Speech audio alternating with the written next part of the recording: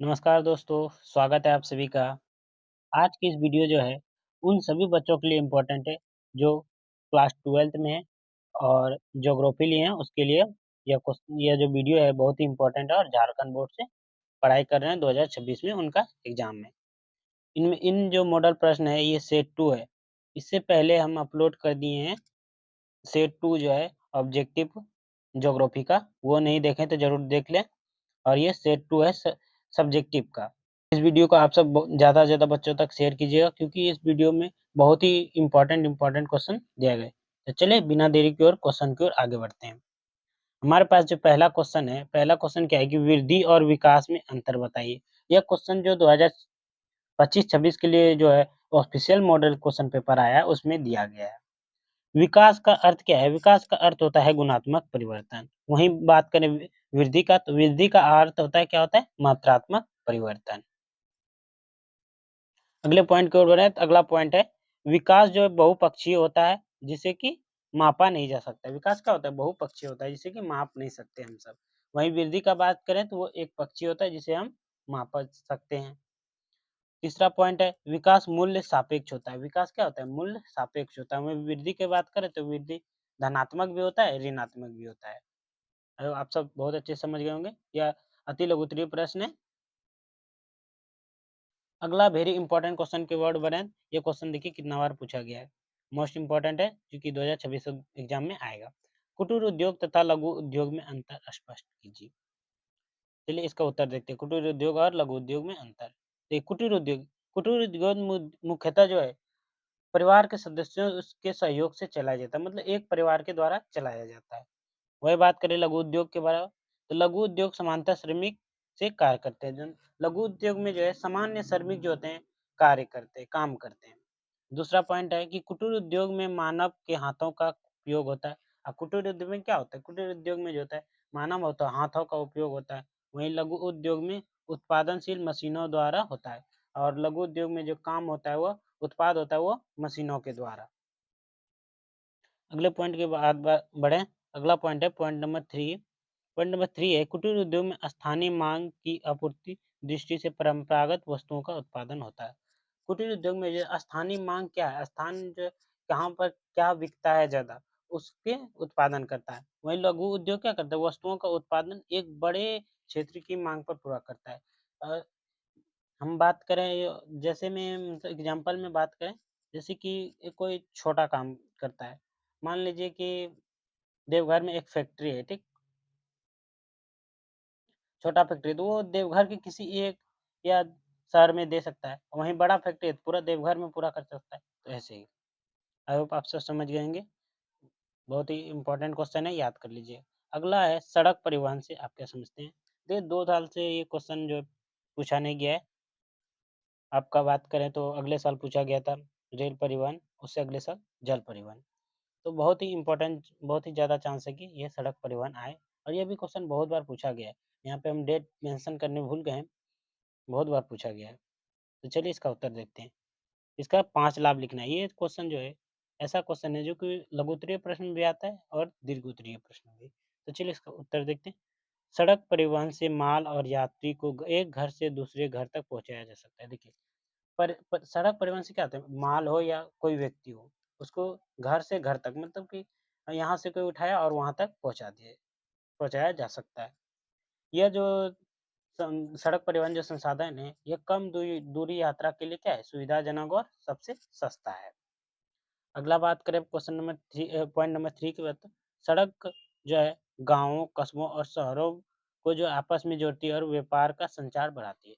और सड़क परिवहन क्या है? सड़क क्या है? सड़क जो है गाँव में भी है, कस्बों में भी है और शहर तीनों को जोड़ती है, जिससे क्या है परिवार व्यापार और संचार में बढ़ता है।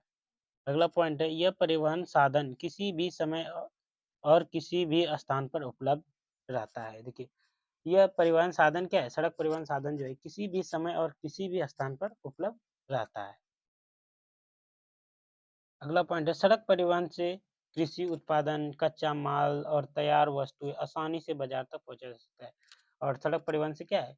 जो जल्दी खराब होने वाला है माल है, उसको क्या पहुंचाया जा सकता है बाजार में। कच्चा माल पहुंचाया जा सकता है। कृषि उत्पादक जो सामान है वो पहुँचाया जा सकता है।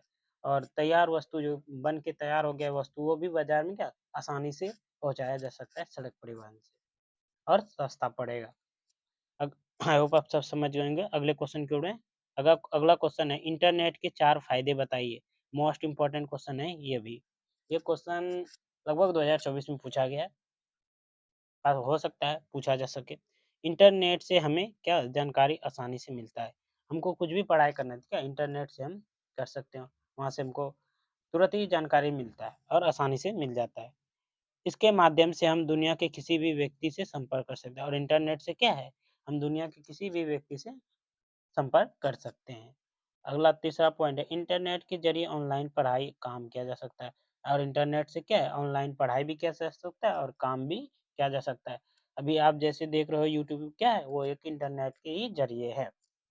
अगला पॉइंट है चौथा पॉइंट इससे ऑनलाइन खरीदारी और बैंकिंग सेवाएँ आसानी से की जा सकती है और ऑनलाइन से क्या है, खरीदारी भी किया जा सकता है, ऑनलाइन जो काम है वो भी किया जा सकता है, बैंकिंग की जो सेवा है वो भी आसानी से किया जा सकता है। आई होप आप सब समझ गए होंगे बहुत ही अच्छे से। ये तो क्वेश्चन बहुत ही आसान था। इससे आसान कोई सा क्वेश्चन नहीं। अगला क्वेश्चन क्या है? अगला क्वेश्चन है वाणिज्य पशुपालन की 4 विशेषता बताइए। बहुत ही हाई चांस है इस क्वेश्चन का आने का। वाणिज्य पशुपालन वह है जिसमें कि पशुओं को लाभ का नाम कमाने के उद्देश्य से पाला जाता है। इसकी मुख्य विशेषता इस प्रकार है। देखिए, वाणिज्य पशुपालन क्या है? इसमें जो है पशुओं को लाभ कमाने मतलब पैसा कमाने के जो उद्देश्य से पाला जाता है। इसका जो मुख्य विशेषता क्या है? पहला लाभ का उद्देश्य। इसमें पशु का पालन मुख्य उद्देश्य दूध, मांस, ऊन आदि बेचकर अधिक लाभ प्राप्त करना होता है। पहला उद्देश्य क्या है? लाभ कमाने का उद्देश्य। देखिए, इसमें जो पशुपालन का है, मुख्य उद्देश्य क्या है? लाभ। जैसे कि दूध, मांस, ऊन इन आदि सबको क्या है? बेचकर अत्यधिक लाभ कमाना है। दूसरा पॉइंट क्या है? दूसरा पॉइंट है आधुनिक तकनीकों का प्रयोग। पशुओं की देखभाल, भोजन, प्रजनन के लिए वैज्ञानिक तकनीकों का प्रयोग किया जाता है। और इसमें क्या है? पशुपाल पशुधन पालन वाणिज्य पशुधन पालन में जो है पशुओं का देखभाल जो है भोजन प्रजनन की के लिए जो है क्या वैज्ञानिक तकनीकों का प्रयोग किया जाता है। इसमें अच्छे नस्ल का पालन किया जाता है। इसमें जो उन गायों का उन अथियों का पालन किया जाता है जैसे कि उन गायों का इसमें पालन किया जाता है जो ज़्यादा दूध देते हैं। इसमें अधिक उत्पादन वाली नस्लें पशु पाले जाते हैं। यानी कि जैसे कि गाय में ही मान लीजिए जो ज़्यादा दूध देता है उनको पाला जाता है। भैंस में जो ज़्यादा दूध देता है उनको पाला जाता है। समझे ना? अगला पॉइंट है कि बड़े पैमाने का पालन। यह कार्य संगठित रूप से बड़े फॉर्म में किया जाता है और वाणिज्य पशुधन पालन में जो है ये पशुओं को बड़े फॉर्म में जो है पालन किया जाता है इनका। आई होप आप सब समझ गए होंगे बहुत ही अच्छे से। अगले क्वेश्चन की ओर है। अगला क्वेश्चन है कि विभिन्न प्रकार के ग्रामीण बस्तियों के लिए उत्तरदायित्व प्राकृतिक कारकों की व्याख्या कीजिए। ये नहीं कि हम क्वेश्चन अपने तरफ से, ये सभी क्वेश्चन जो है पीवाईक्यू क्वेश्चन है। या ये बात याद रखिएगा। ठीक है, भारत के विभिन्न प्रकार की ग्रामीण बस्तियों के लिए जो उत्तरदायित्व प्राकृतिक कारक है उसका व्याख्या करने बोला है। तो चलिए इसका व्याख्या करते हैं। भारत में ग्रामीण बस्तियों के प्रकार भौगोलिक और प्राकृतिक परिस्थितियों के अनुसार भिन्न-भिन्न होते हैं, ठीक? इसके निर्माण में कुछ प्रमुख प्राकृतिक कारक जिम्मेदार है। पहला क्या है? पहला है स्थलाकृति। पहला कारक है स्थलाकृति। समतल जो क्षेत्र में है, गाँव आस-पास बसे होते हैं, जबकि पहाड़ी या ऊबड़ी-खाबड़ी क्षेत्रों में क्या है, बस्तियाँ बिखरी हुई थी। जहाँ समतल मैदान होता है, वहाँ क्या होता है, गाँव जो है, वह पास-पास रहते हैं और जबकि जहाँ पहाड़ है, वहाँ क्या है, वहाँ पे गाँव बिछड़ा एक घर इधर, एक घर उधर, दूर-दूर में रहता है और ऊबड़-खाबड़ क्षेत्रों में। दूसरा है जलवायु। जिन क्षेत्रों में जलवायु अनुकूल होती है, पानी की सुविधा होती है, वहाँ क्या होता है, वहाँ घनी आबादी पाई मिलती है। देखिए, जहाँ जलवायु अच्छा होगा, पानी का सुविधा आधा अच्छा होगा, वहाँ क्या होगा, वहाँ घना जनसंख्या पाया जाता है, ज़्यादा लोग वहाँ बसता है। जबकि शुष्क व अत्यधिक ठंडे वाले क्षेत्रों में क्या है, विरल जनसंख्या। यानी शुष्क जहाँ ज़्यादा गर्मी पड़ती है, जहाँ ज़्यादा ठंडा पड़ता है, वहाँ क्या है, वहाँ जनसंख्या कम देखने को मिलता है, जिससे कि बस्तियाँ क्या होता है, विरल होती है। अगले पॉइंट की बात करें, ये क्वेश्चन जो है 3 नंबर में और 5 नंबर में पूछा जाता है। तो यदि 3 नंबर में पूछा जाता है, 3 पॉइंट और 5 में तो 4-5 लिख सकते हैं। अगला है जल स्रोत। नदियों, तालाबों और कुओं के आस-पास बसे गाँव बसे बस गाँव बसते हैं क्योंकि पानी, खेती और जीवन दोनों ही आवश्यक है। देखिए जल स्रोत, जैसे नदियाँ, तालाब और कुओं के पास गाँव बसते हैं। क्यों बसते हैं? क्योंकि वहाँ पानी मिल जाता है, खेती करने के लिए मिल जाता है और जीवन दोनों के लिए आवश्यक है। खेती और पानी क्या है? जीवन के लिए दोनों आवश्यक है। अगला है मृदा, उपजाऊ उपजाऊ मिट्टी वाले क्षेत्र जैसे गंगा के मैदान, घनी आबादी बस्तियाँ होती है, जबकि बंजर भूमि वाले क्षेत्र में बस्तियाँ कम होती है। देखिए जहाँ उपजाऊ भूमि रहता है वहाँ क्या लोग ज़्यादा बसते हैं, जब ज़्यादा बसते हैं तो गाँव क्या होता है पास-पास हो जाता है, घनी बस्ती हो जाती है। जबकि क्या है जहाँ बंजर ज़मीन है वहाँ लोग बसना नहीं पसंद करते हैं। वहाँ इससे क्या होता है वहाँ बस्तियों की कमी हो जाती है, दूर-दूर बस्तियाँ रहते हैं। बस इतने से बात है, इसमें समझना एक बार आप पढ़ लीजिएगा, याद हो जाएगा। अगले क्वेश्चन की ओर है, अगला क्वेश्चन है मोस्ट इम्पोर्टेंट क्वेश्चन है, ये क्वेश्चन इसी साल आया है 2025 के एग्ज़ाम में जो फरवरी में हुआ था। भारत में हरित क्रांति की 3 विशेष उपलब्धियों का वर्णन कीजिए। भारत में जो है हरित क्रांति की 3 विशेष उपलब्धियों का वर्णन करने बोला है। तो चलिए इसका उत्तर देते हैं। देखिए भारत में हरित क्रांति ने कृषि के क्षेत्र में बहुत बड़ा परिवर्तन किया। इसके मुख्य 3 उपलब्धियाँ इस प्रकार है, ठीक। हरित क्रांति जब भारत में हुआ उससे क्या हुआ कि कृषि क्षेत्र में जो है बहुत बड़ा बदलाव देखने को मिला भारत। पहला पॉइंट देखते हैं, हरित क्रांति से गेहूँ, धान आदि अनाजों का उत्पादन कई गुना बढ़ गया। जब भारत में हरित क्रांति हुआ उससे क्या हुआ कि कृषि में जो परिवर्तन आया, गेहूँ और धान जो है, जिसे हम चावल बनाते हैं, उसका उत्पादन क्या है कई गुना बढ़ गया, जिससे कि देश खाद्यान्न क्षेत्र में आत्मनिर्भर बन गया। क्योंकि अभी भी यहाँ पे देखिए धान, गेहूँ जो क्या सब बहुत ज़्यादा उपजाया जाता है अन्य फसलों की तुलना में। अगला पॉइंट है किसानों ने उन्नति बीज, रासायनिक खाद, कीटनाशक, सिंचाई के आधुनिक साधनों का प्रयोग किया। देखिए हरित क्रांति के बाद क्या हो किसान जो है अच्छी किस्म का जो बीज है वो बोने लगे, रासायनिक खाद का उपयोग करने लगा, कीटनाशक के जो दवाई है उसका उपयोग करने लगा और सिंचाई के लिए आधुनिक संसाधनों का प्रयोग किया गया करने लगा शुरू कर दिया। अभी क्या है मोटर से सिंचाई करते हैं, बोरिंग में मोटर करते हैं ना, वो क्या है एक आधुनिक सिंचाई है। इससे पहले के डंडा डंडा जानते हैं? उससे किया जाता है। अगला पॉइंट था अत्यधिक उत्पादन के कारण किसानों की आय बढ़ी और इससे क्या हुआ अत्यधिक उत्पादन के कारण के किसानों का आय बढ़ा और ग्रामीण क्षेत्रों में आर्थिक विकास हुआ। और हरित क्रांति के बाद अत्यधिक उत्पादन के कारण जो है ग्रामीण क्षेत्रों में आर्थिक विकास हुआ। आई होप आप समझ गए होंगे बहुत ही अच्छे से लिख लीजिएगा। ये क्वेश्चन जो पूछा गया था वो 3 मार्क्स में पूछा गया था। अगले क्वेश्चन को बढ़े। अगला क्वेश्चन है भारत में जल संसाधन की कमी के लिए किन्हीं 3 उत्तरदायित्व कारकों की व्याख्या कीजिए। क्वेश्चन है कि भारत में जल जल संसाधन का कमी आ रहा है, उनमें किन कोई 3 का उत्तरदायित्व कारक बताइए। उन्हें 3 कारक बताइए जिससे कि कमी आ रही है। तो चलिए इसका उत्तर देते हैं। भारत में जल संसाधन की कमी के कई कारण हैं जिसके जो है 3 प्रमुख कारण बताइए। देखिए भारत में जल कमी के ना कई कारण है लेकिन इसके हमको कितना बोला है 3 बोला है। यदि 5 बोला जाए तो वो 5 नंबर में क्वेश्चन पूछा जाएगा तो 5 लिख दीजिएगा और 3 बोला जाए तो 3 लिखिएगा। तो 3 कारण प्रमुख कारण इस प्रकार है। चलिए देखते हैं कौन-कौन से कारण हैं। पहला है वर्षा का असमान वितरण। देखिए भारत में बहुत अत्यधिक वर्षा होती है, कहीं जो है किसी क्षेत्र में बहुत अत्यधिक वर्षा होती है तो बहुत ही कम, जिससे क्या होता है कई क्षेत्रों में जल की कमी बनी रहती है। देखिए भारत में क्या है कि कहीं पर बहुत ज़्यादा बारिश होता है और कहीं पे क्या होता है कहीं पे कम होता है, जिससे क्या होता है जहाँ पर कम होता है वहाँ पे जल की कमी बनी रहती है। दूसरा है जनसंख्या वृद्धि। तेज से बढ़ती जनसंख्या के कारण पानी की मांग बढ़ रही है।